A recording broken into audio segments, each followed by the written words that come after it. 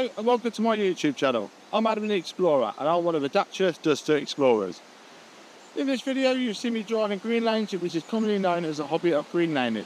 Some of these lanes can be easy and some can be incredibly difficult and or potentially dangerous, but all offer a beautiful feeling of excitement and escapism.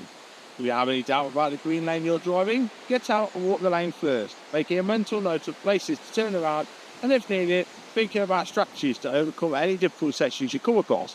Because reversing after a failed attempt to get along the lane can be incredibly difficult and increases your risk of an accident or potential damage to your vehicle. I personally should know.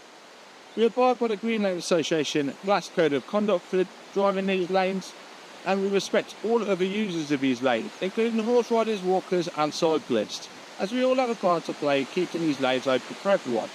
If you're thinking of green laning yourself, please consider joining the Green Lane Association to help in the fight to keep these lanes open and to help you understand more about this hobby.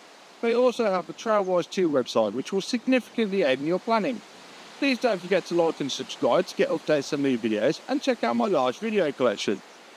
And finally, thanks for watching, stay safe and enjoy your trip.